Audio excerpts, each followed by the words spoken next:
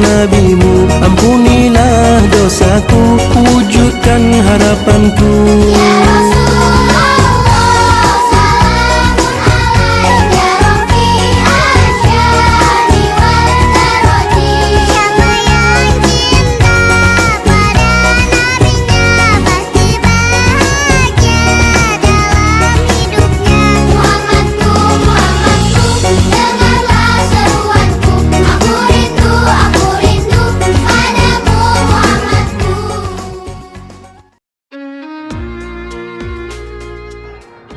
Assalamualaikum warahmatullahi wabarakatuh.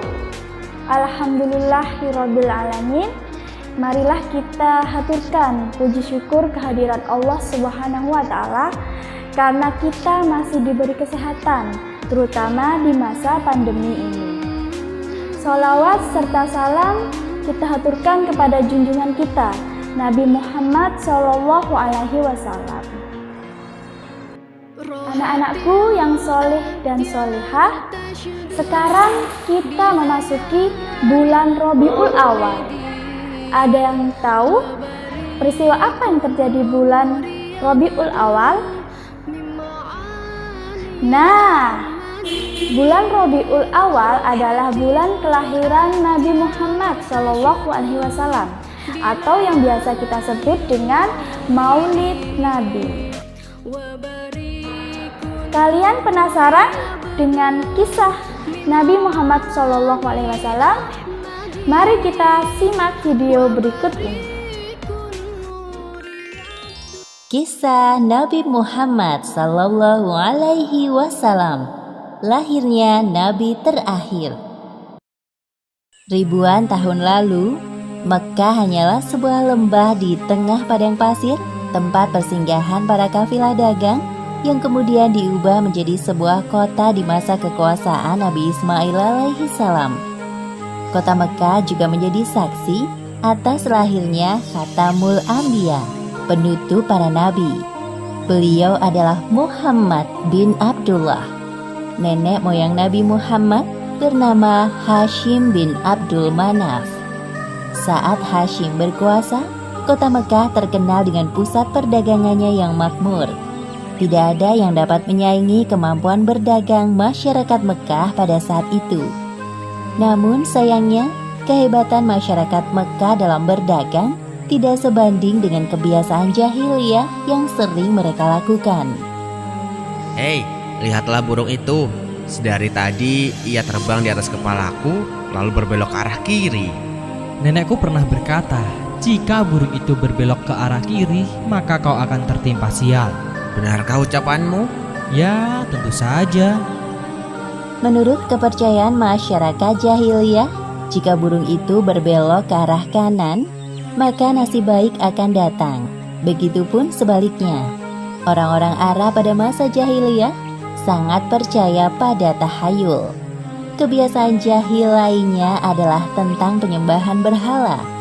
Awal mula penyembahan berhala di kota Mekkah ketika seorang bernama Amr bin Luhai membawa sebuah berhala besar bernama Hubal dari Syam.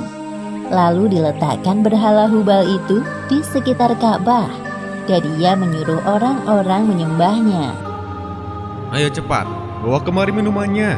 Kerongkonganku rasanya kering sekali. Sabarlah sebentar kawan. Bagaimana kalau kita berjudi sambil minum-minum? Tawaranmu sungguh menggiurkan. Tentu aku tidak bisa melewatkannya kali ini. Hei, kamu yang duduk di sana, panggil para penari untuk menghibur kami.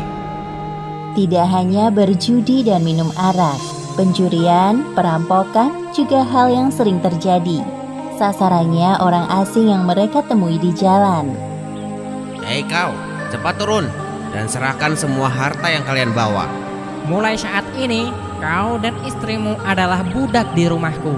Kalian berdua jangan sekali-kali berani melawanku, atau nyawa kalian melayang. Tak terasa tahun demi tahun berlalu dengan cepat. Kepemimpinan Hashim digantikan oleh pemimpin yang lebih muda dan berkompeten di saat usianya telah lanjut. Sebelum beliau meninggal, Hashim mewariskan banyak sekali harta kepada Abdul Muthalib. Wahai keponakanku, semua ini adalah harta milik ayahmu. Kau pantas mendapatkannya. Terima kasih, wahai paman. Aku akan menggunakan semua harta peninggalan ayahku untuk kebaikan. Saat ini, Abdul Muthalib berperan sebagai Sikayah, yaitu orang yang bertugas menyediakan air dan makanan bagi pengunjung Ka'bah. Saat itu, Ka'bah sangat ramai dikunjungi oleh orang-orang, melebihi gereja Al-Quds di Yaman milik Raja Abraha. Namun, seiring berjalannya waktu, persediaan air semakin menipis. Pada saat itulah Abdul Muthalib teringat tentang cerita sumur Zam-Zam. Banyak orang mengatakan bahwa sumur Zam-Zam telah tertimbun tanah ratusan tahun yang lalu, jadi mustahil jika ditemukan. Sepertinya aku harus menemukan sumur Zam-Zam itu. Apalagi tugasku sekarang sebagai Sikayah. Kemudian beliau memanggil salah satu putranya yang bernama Harits. Wahai Harits, anakku, kemarilah. Dapatkah engkau menemaniku mencari sumur Zam-Zam yang telah tertimbun tanah ratusan tahun lamanya itu? Baiklah, dengan senang hati aku siap membantumu mencari sumur Zam-Zam itu, wahai ayah. Abdul Muthalib dan Harits berpencar dalam menggali di beberapa tempat, namun tidak ada hasil. Wahai ayah, apa mungkin sumur Zam-Zam benar-benar telah lenyap tertimbun tanah? Wahai anakku, kalau kita bersabar, Allah akan memudahkan pencarian kita. Orang-orang yang melihat perbuatan Abdul Muthalib dan Harits hanya bisa mencemooh. Wahai Abdul Muthalib, mengapa engkau mengerjakan perbuatan yang sia-sia? Sumur itu telah lama hilang tertimbun tanah. Benar yang dikatakannya. Bukankah dahulu nenek moyang kita, Mudzaz bin Amr, pernah mencari tapi juga tidak berhasil?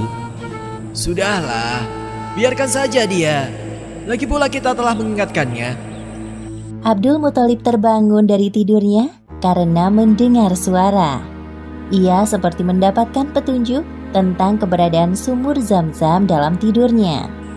Keesokan harinya, dengan penuh semangat, Abdul Muthalib dan Harits kembali menggali di antara berhala Isaf dan Naila. Tiba-tiba air memancar. Ayah, lihat, ada air. Alhamdulillah. Ayo Harits, gali terus.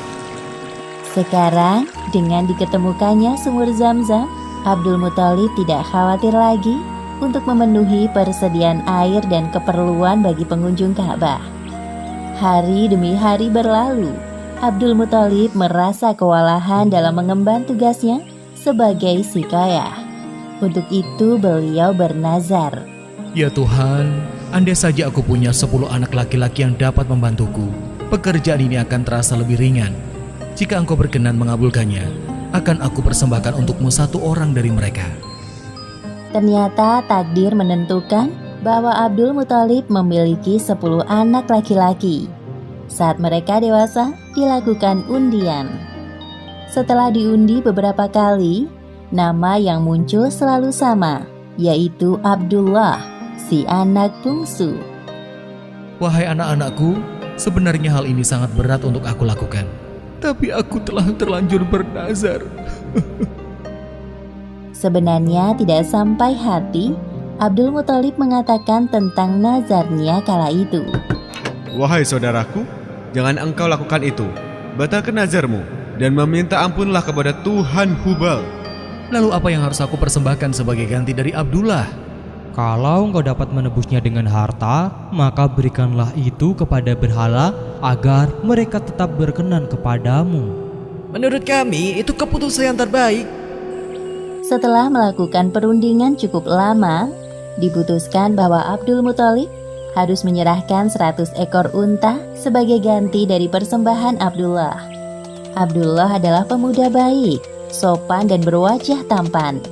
Banyak gadis-gadis Mekah yang tertarik dengannya, apalagi ketika mereka mendengar bahwa nyawa Abdullah setara dengan 100 ekor unta. Mendengar kenyataan bahwa Abdul Muthalib berencana menjodohkan Abdullah dengan anak dari Wahab bin Abdul Manaf, para gadis Mekah itu tentu kecewa. Allah Subhanahu wa Ta'ala telah menentukan jodoh Abdullah dengan Aminah, gadis yang memiliki nasab yang paling baik di kalangan suku Quraisy. Akhirnya mereka berdua menikah. Wahai istriku, musim semi telah tiba. Ini tandanya aku harus melakukan perjalanan dagang ke Syam. Pada saat itu, Aminah sedang hamil muda. Jika itu memang kewajibanmu, pergilah wahai suamiku. Meskipun sesungguhnya aku sangat berat untuk melepas kepergianmu. Simpan kekhawatiranmu, wahai istriku. Aku sekarang ini harus bekerja keras untuk calon bayi yang ada di dalam kandunganmu ini. Keesokan harinya, Abdullah berangkat bersama kafilah dagang yang lain. Aminah melepas kepergian suaminya dengan doa. Perjalanan dagang Abdullah berjalan lancar. Dalam perjalanan pulang, Abdullah singgah di Madinah untuk menemui sanak saudara dari ibunya.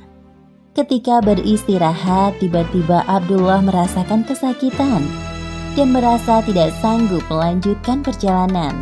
Wahai kawanku, sepertinya aku tidak sanggup untuk melanjutkan perjalanan ke Mekah. Tolong sampaikan kabar tidak baik ini kepada ayahku. Baik, wahai Abdullah, aku akan menyampaikannya kepada Abdul Muthalib sesampainya di Mekah.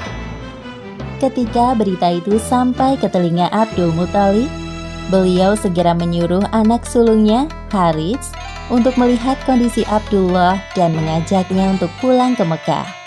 Namun setibanya Harits di Madinah, Abdullah telah meninggal beberapa saat sebelum kau datang, wahai Harits. Inna lillahi wa inna ilaihi raji'un. Semua anggota keluarga Abdul Muthalib berduka mendengar kematian Abdullah. Tentu saja Aminah lebih berduka karena kehilangan suami yang sangat dicintainya.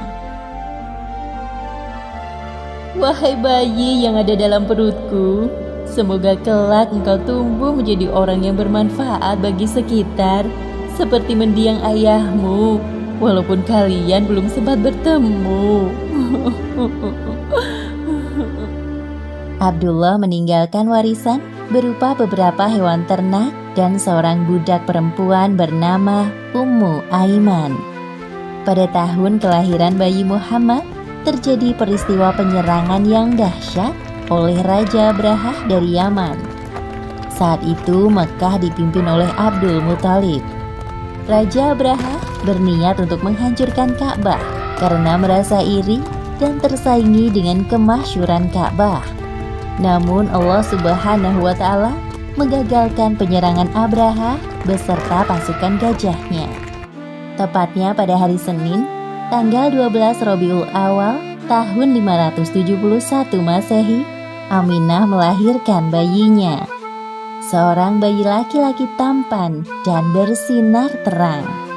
Semua keluarga besar bersuka cita dengan kelahiran Muhammad, seolah-olah Abdullah hadir kembali di tengah-tengah mereka. Kehadiranmu mengingatkanku pada ayahmu. Sungguh, memandang wajahmu mengingatkanku akan ayahmu, wahai cucuku. Dengan penuh sukacita, Abdul Muthalib menggendong cucunya untuk bertawaf di Ka'bah. Ya Allah, terima kasih atas hadiah terindah ini. Aku sangat bersyukur atas kelahiran bayi ini. Akan kuberi nama dia Muhammad. Setelah lewat 7 hari, Abdul Muthalib menyembelih unta sebagai ungkapan rasa syukur atas kelahiran bayi Muhammad. Wahai Abdul Muthalib, siapakah nama bayi ini? Aku memberinya nama Muhammad. Semoga kelak bayi ini menjadi orang yang terpuji dimanapun ia berada. Aminah memandang bayinya dengan perasaan bahagia, seperti doa yang selalu ia panjatkan. Allah Subhanahu wa Ta'ala telah menakdirkan Muhammad menjadi orang yang berpengaruh dalam mengubah sejarah dunia. Seperti yang disebutkan dalam Al-Quran, Surat Al-Anbiya ayat 107. Dan tiadalah kami mengutus kamu, Muhammad, melainkan untuk menjadi rahmat bagi semesta alam. Demikianlah akhir kisah lahirnya Nabi terakhir, Muhammad Sallallahu Alaihi Wasallam. Beberapa hikmah yang dapat kita ambil dari kisah ini, diantaranya, pertama, kesabaran dan niat baik dalam melakukan pekerjaan akan dimudahkan oleh Allah Subhanahu wa Ta'ala, seperti tekad kuat Abdul Muthalib dalam menemukan sumur Zam-Zam untuk memakmurkan Ka'bah. Kedua, jangan terlalu lama larut dalam kesedihan, karena semua yang bernyawa pasti mati dan digantikan dengan generasi baru, seperti kelahiran bayi Muhammad yang menjadi penyejuk hati bagi keluarganya setelah kematian Abdullah. Wallahu a'lam bishawab.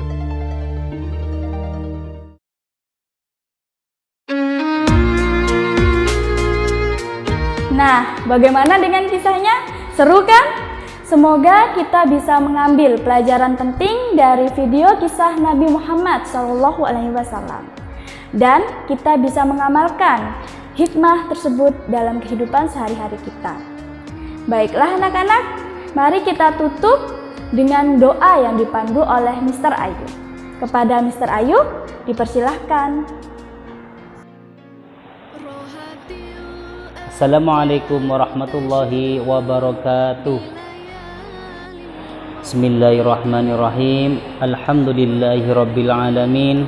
Allahumma salli ala sayyidina Muhammad wa ala ali sayyidina Muhammad.